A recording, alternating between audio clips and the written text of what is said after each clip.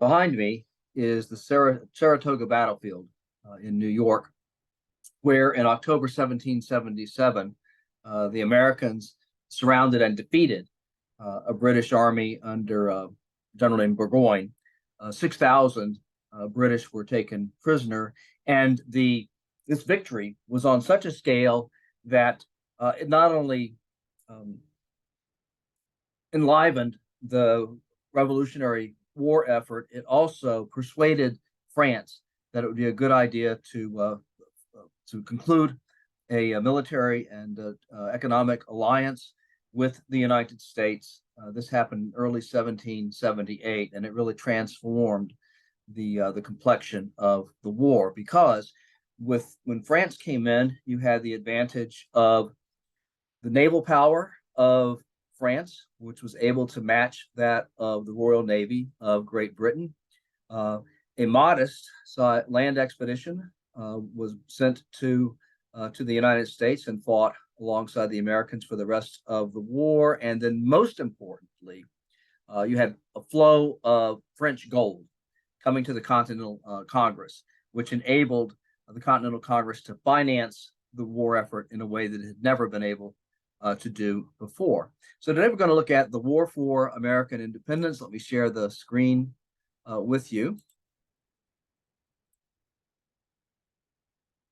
Okay. These are the terms for today's lecture. Here are the learning objectives. By the end of this presentation, you should understand the meaning of triangularity of struggle. And then People's War, the People's War conception of Mao Zedong as a way to understand the Revolutionary War. Then the three types of Revolutionary War troops, and the reasons for the creation of a continental army, and the fears of the creation of a continental army, the fears of a standing army that were long-standing in the Anglo-American tradition. Then the three types of soldier motivation, the political direction of the American war effort, American and British grand strategy, British military strategy, and then finally, what the military calls the major muscle movements. They talk about the major muscle movements of a battle or a campaign, or in this case, a war. The idea is that you need to understand the basic events of the military struggle and their significance. And particularly as you go along, you're going to want to understand the significance of the Battle of Trenton, the Saratoga campaign, the Franco-American alliance again, and the siege of Yorktown.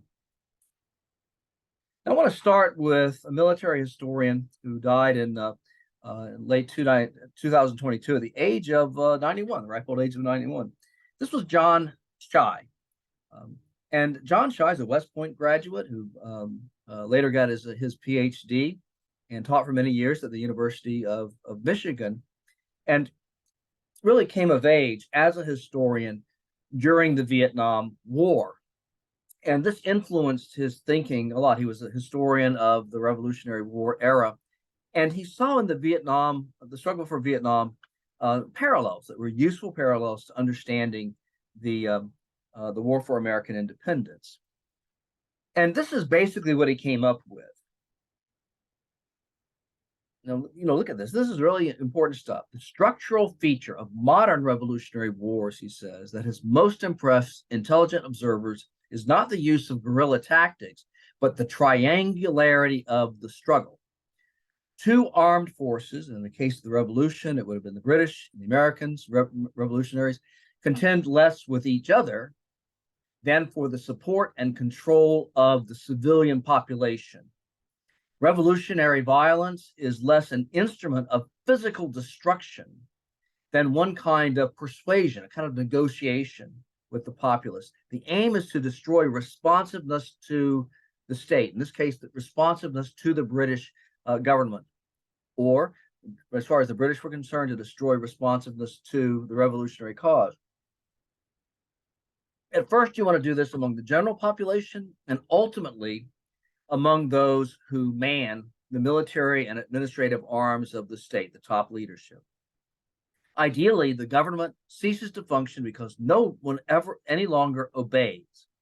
The old authority is displaced by revolutionary organization without the massive confrontations of conventional warfare. And the next thing is the keys to modern revolutionary warfare are time and survival. Hope remains as long as revolutionary organization survives, and the very passage of time can convince the most skeptical subject and sap the will of the most determined government. And this, in a nutshell, is what the War for American Independence is all about. It is a struggle between the British and the American revolutionaries, for the allegiance, or at least the obedience, of the population of the colonies, or after 1776, the states. This is what it was all about. And John Shai used the template of People's War, he said, as an imperfect but still useful way to look at the stages of the American Revolution. So with People's War, stage one is organization and politicization. That is to say, getting the revolutionary cause organized and then getting the population, interested and animated in opposing, in this case, the British government. This phase one lasted between 1765 with the Stamp Act crisis down to April 1775, when you get the first military clash between the British and the revolutionary cause at Lexington and Concord. And the reason why I talk about the revolutionary cause is because a substantial number of Americans remained loyal to the king, and there was a large sort of middle ground of Americans who just kind of wanted to be left alone. They wanted to be able to farm their crops and raise their families and this kind of thing. They really didn't want to be involved with the war effort. So that's why I'm going to try to say revolutionary cause as opposed to the American cause, although sometimes I'll undoubtedly slip up. Phase two in classic People's War is you move to popular insurrection and guerrilla warfare. You've achieved that kind of strength. You can't yet take on the oppressor's army in full-scale conventional battle, but you can begin these kind of hit and run raids that characterize guerrilla warfare. And then phase three, you become strong enough to switch over to conventional warfare. This is regular sort of toe-to-toe fighting between armies in the conventional sense that we understand. Now, the pattern in the American Revolution is a little bit different. You have phase one, again, between 1765, the Stamp Act crisis, and 1775, Lexington and Concord. But then phases two and phase three, I'm sorry, I've got a typo there. Phase two and phase three occur concurrently in different parts of the colonies. So in Massachusetts at the beginning of the war, and then in New Jersey, and then in Pennsylvania, you have a clash between the British Army and, after June 1775, the Continental Army, which we'll discuss in a bit. That's a conventional war. And then for a long time in the southern colonies, you had a kind of a guerrilla war or popular insurrection. Now, the only relation that I've got, the only ancestor that I've got that fought in the War for American Independence that I know of was a South Carolinian who enlisted in 1775 in a unit whose mission was to go northwest into the back country of South Carolina, where there were a lot of loyalists, and essentially intimidate them into remaining passive. In other words, my ancestor was not so much a soldier as he was a thug.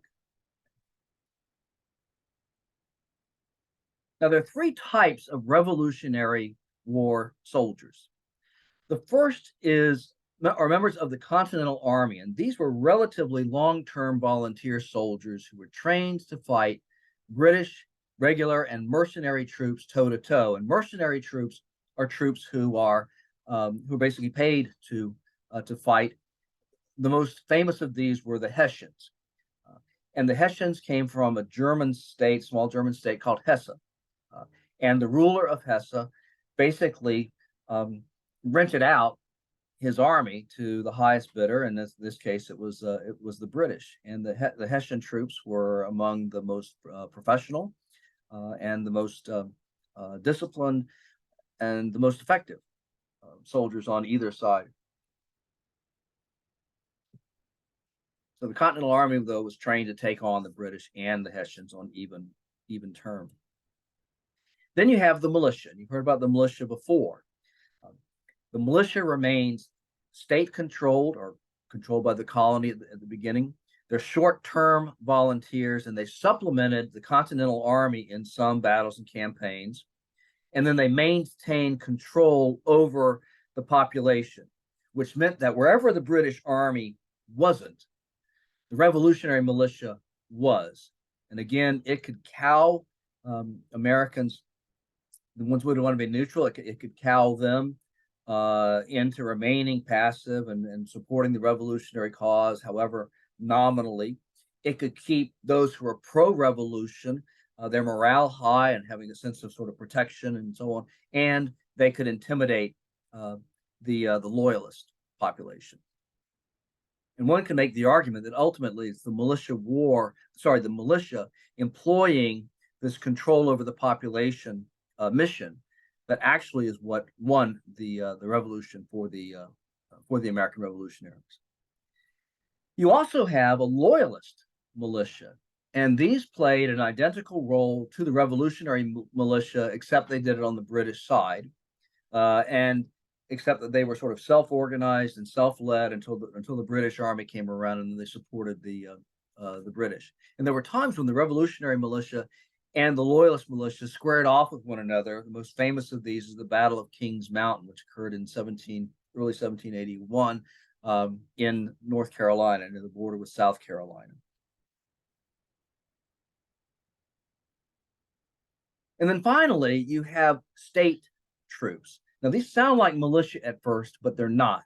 They're long-term volunteers who campaigned primarily to seize control of the Trans-Appalachian lands. So Virginia, for instance, was very interested in the Ohio River country, the Ohio country. They had viewed that part of that country as, in territorial terms, part of Virginia for a long time. And when the Revolutionary War began, they organized state troops who went out west and attempted to capture the British outposts that controlled the Ohio country, and then all the way out to Illinois.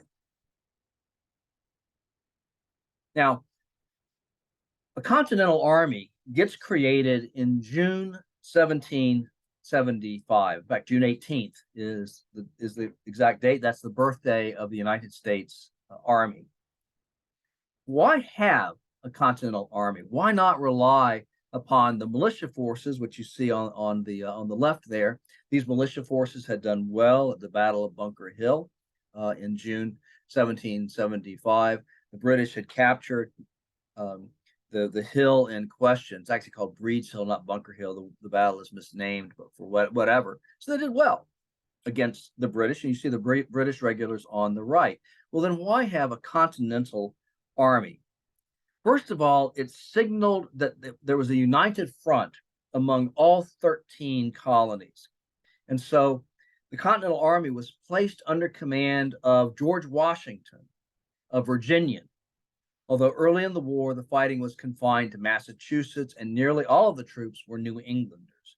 But bringing Washington, putting him in command, was a way of saying that we're all in this together. The Continental Army was going to be capable of fighting the British Army toe-to-toe, conventionally. And then having a regular army enhanced the revolutionaries' claim to legitimacy because they looked like a regular nation state. But there was historically a strong suspicion of a standing army. And to many Americans, the Continental Army looked very much like a standing army. Now, what is a standing army? A standing army refers to long service troops that are under the control of a central authority. There was a long tradition in Great Britain, which carried over into the colonies, of a standing army, because it could be an instrument of tyranny. So this long tradition of fear of a standing army because it could be an instrument of tyranny.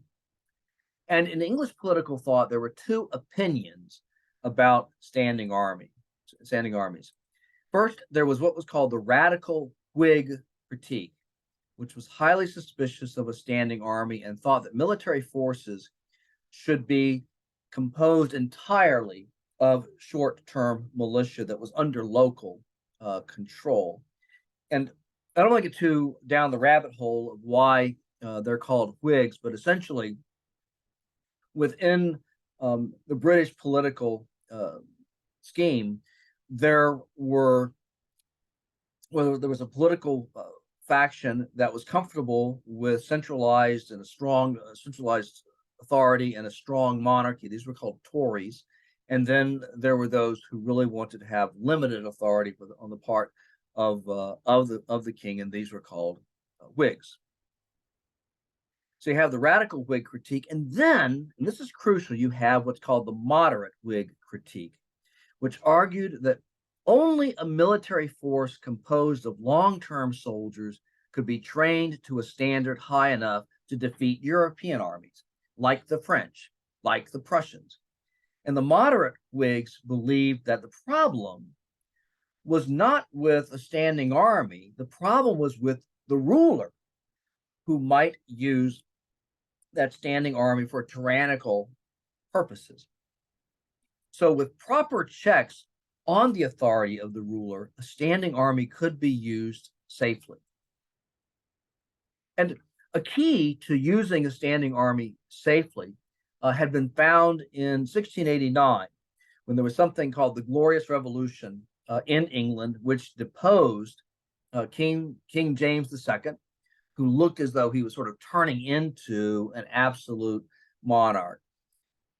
So they got rid of him, fears that he was becoming a tyrant, and he was replaced by King William III and Queen Mary.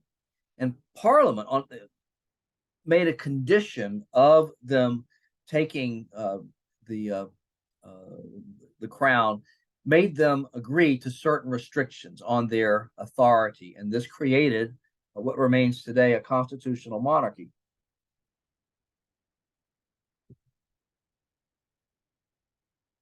And here's the key provision.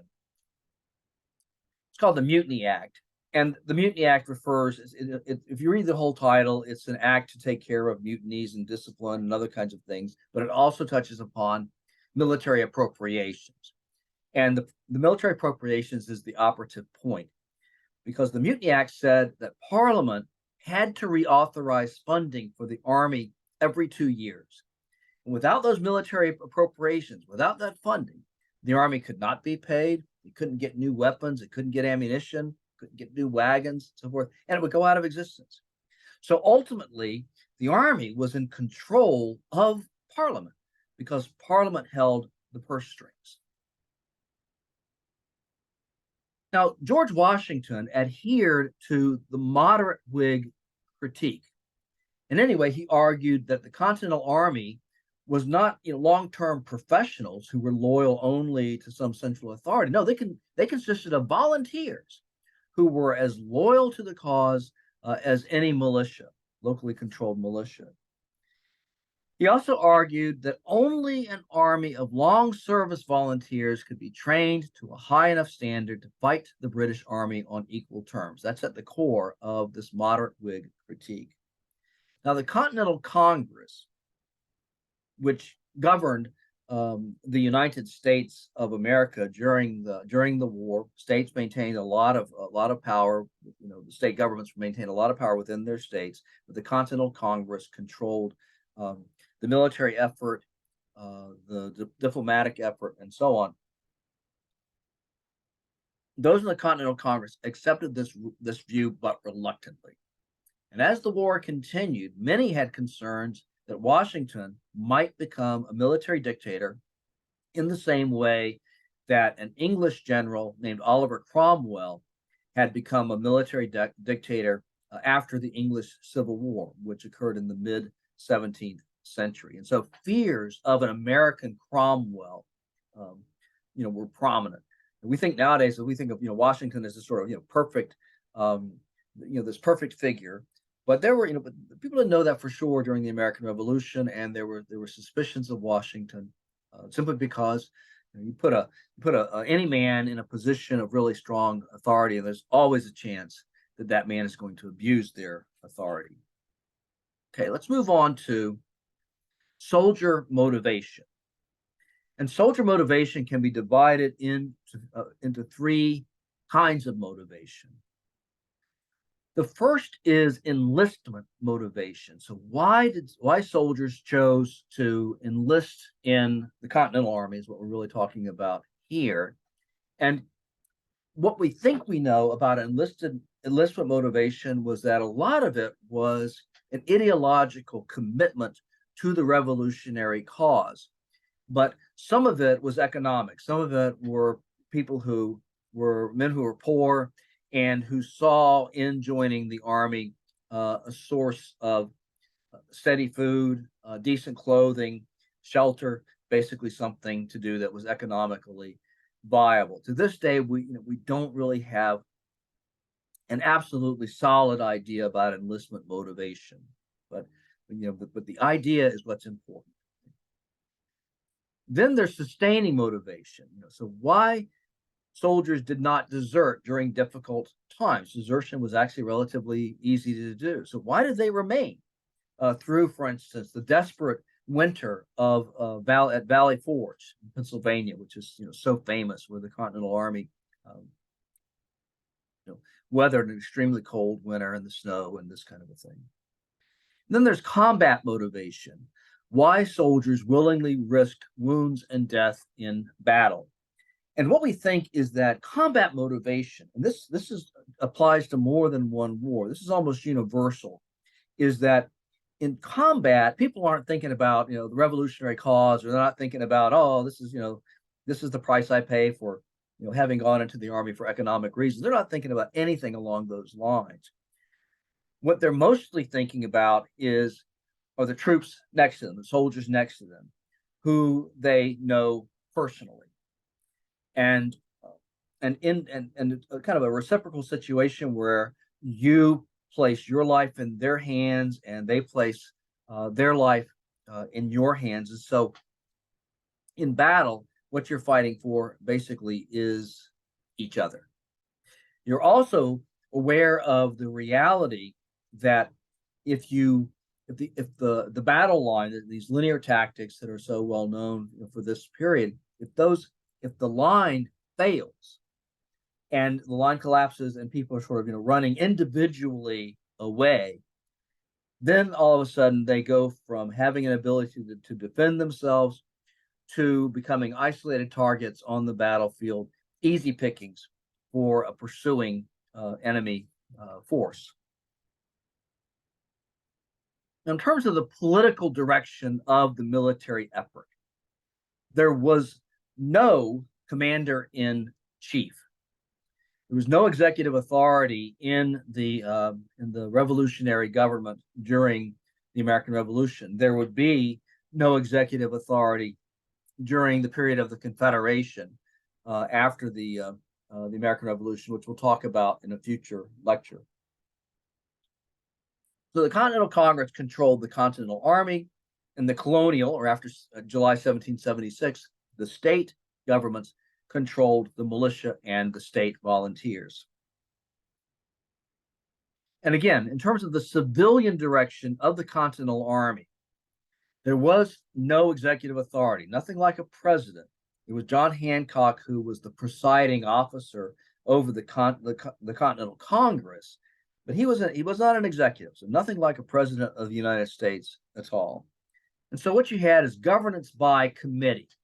And for most of the war, the committee that handled this was called the Board of War and Ordnance from 1775 to 1781. And the person that I've got there is John Adams, who served on the Board of War and Ordnance during much of its existence. It was one of 80 committees on which John Adams served at one time or another. So can you imagine, conducting a war effort by, committee? That's exactly what the revolutionaries did at the central, the national level. Now, you do get some centralization of authority with the creation of a secretary at war, and this was Brigadier General Benjamin Lincoln, and he controlled the Continental Army between 1781 and 1783. And this was actually, most of the time, this was after the British had abandoned a major military effort. This was the period of time during which the Continental Army remained in existence, pending the signing of a peace treaty. And so Lincoln didn't have that much to do with directing the army in active military operations. Now, in terms of supplying the war, you're dealing with 13 colonies that have a limited number of cities and towns. You're dealing with a largely agricultural society where crops and livestock and other kinds of foodstuffs are limited. There are enough to feed the civilian population, but there's not a whole lot of surplus.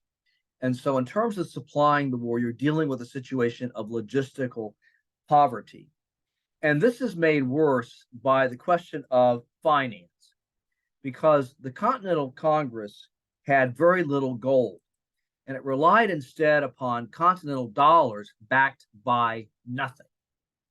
And if you're going to take a continental currency, essentially what was being backed by it was a promise. And you can see the promise there on this $20 continental currency bill. It says, this bill entitles the bearer to receive 20 Spanish milled dollars or the value thereof in gold or silver, according to the resolutions of, and I can't even, Congress, of the Congress, held at Philadelphia on the 10th of May, 1775, and then signed off on. And now, what are those provisions? The provisions are, after we won the war, then you can turn in this $20 continental bill, and we'll give you $20 worth of gold or silver at that time. So this is all conditioned on the American revolutionaries winning the war. And there was an expression that sometimes the expression would be, when you're dealing with something that is valueless, you would say back in the day, that thing's not worth a continental. What they mean is a continental dollar. The inflation rate on these things was incredible. For somebody to take a continental dollar, it's like, well, what I've got here is worth $20, but there's no way I'm going to give you this stuff for $20 in paper. And if you got $20 worth of gold or silver, that's one thing, but you don't. You've got these continental dollars. Well, I want more than that. I want 10, I want 200 of dollars worth of continentals before I'm going to give you this stuff. And so you get, just runaway inflation during the much of the American Revolution. But with the conclusion of the Franco-American alliance in 1778, you get an influx of gold that makes a huge difference. In fact, the entry of the French into the war effort transforms the whole war for American independence. It would not be going too far to say that without French intervention, the revolutionary cause might have failed. Certainly, French support made a huge difference. Now, in terms of the grand strategy for the war, and what grand strategy means is the taking of all of your resources. So military resources, to be sure, but your diplomatic resources, your economic resources, everything that you've got, and then taking all these resources and then shaping them into a strategy that you think will win the conflict for you. Now, the Americans were in an interesting situation because they were not in the position of having to push British authority out of the way at the outset. No, as soon as the war began, they controlled all of the colonial / state governments. And so the revolutionaries made sure, in effect, created 13 colonies that enjoyed de facto independence. And so the American grand strategy, the revolutionary grand strategy, was just to hold on long enough, hold on to this de facto independence long enough that the British would abandon attempts to subdue the colonies and states, that they would just go away. The British had to figure out a way to undercut allegiance to the revolutionary governments and get the population to resume its obedience to the crown. And in terms of the military strategy for the war, the American strategy was really pretty simple: to maintain a force in being, to keep the Continental Army alive and kicking, and not to defend any specific, cities. Even Philadelphia, the capital where the Continental Congress, was not vital to the war effort. More important to keep the Continental Army in business to take on the British Army than to place the Continental Army in a situation where it might possibly be destroyed. So the Continental Army is a force that remains in being. It attacks the British when it can. It defends when it needs to. But it always, job one is to remain alive, remain organized and ready to fight another day.